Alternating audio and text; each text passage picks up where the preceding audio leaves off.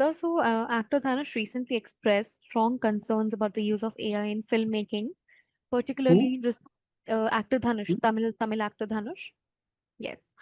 In response to his film Raanjhanaa being re-released with an AI-generated ending, he said that that such alterations can undermine the integrity of storytelling and can also diminish a film's original essence. So, what is your perspective on this? There's no denying the fact that any AI altered finale or ending of a film is bound to intrinsically impact the artistic character of the film and its original thought process. Of course, it may look more realistic, but it can definitely be seen to be a violation. Had AI been creating a film on its own, then it's a different issue altogether. But once you are repurposing or reworking on another old film, which already had a particular set pattern or a set story, the moment you have an altered AI ending, it could be seen to be violating the intellectual property rights of the concerned stakeholders. And in a scenario, in case if such AI ending is relied upon, then the concerned stakeholders who are relying upon the AI ending in the film can be potentially sued under the provisions of the existing IPR laws, whether it's a Copyright Act or other laws.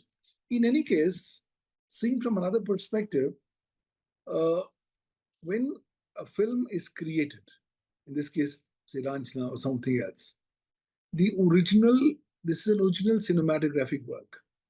The copyright of the same belongs to specific rights owners.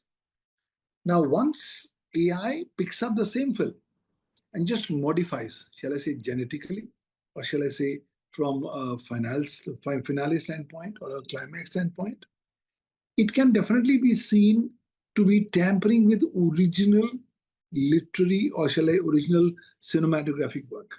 And that being so, it could be brought within the ambit of uh, infringement. This is all the more so when you read the terms and conditions of all major AI players who say that, look, you are the owner of the intellectual property rights of what you create on AI. Because you give the command, the AI only obeys the command and gives you the output. So, since the output is generated by you, you alone become the intellectual property rights owners of the same.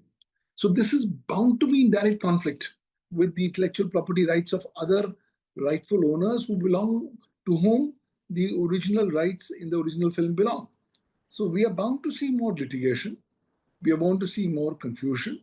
And for that, it's therefore very essential that the law must come up with appropriate legal parameters which can clarify the legal position. Otherwise, if the position about legalities is not clarified, then the chances are that this could potentially hinder the further adoption and growth of AI and the AI economy at large, more so for creative content creation purposes. So, therefore, I think more clarity is required. I am of the firm opinion that not only India requires a dedicated law on artificial intelligence, and India is now at a cusp of a global world thought leadership, because what India does is likely to become a benchmarking standard. We can look at what other laws in different parts of the world have been passed, but let's not do a cut, copy, paste. Let's do our own customized approach on how we deal with it. And I think India should be one of the first nations in the world which should grant legal recognition to AI. Because once you do that, then you can make AI more accountable. Right now, if AI is not granted legal recognition, then the only bypass of the secondary way of subscribing liability will be through the company or the coder who's created and who's running this AI platform. That may not necessarily work long term. So I think the quicker the Indian policymakers start giving clarity in this regard, the better it will be.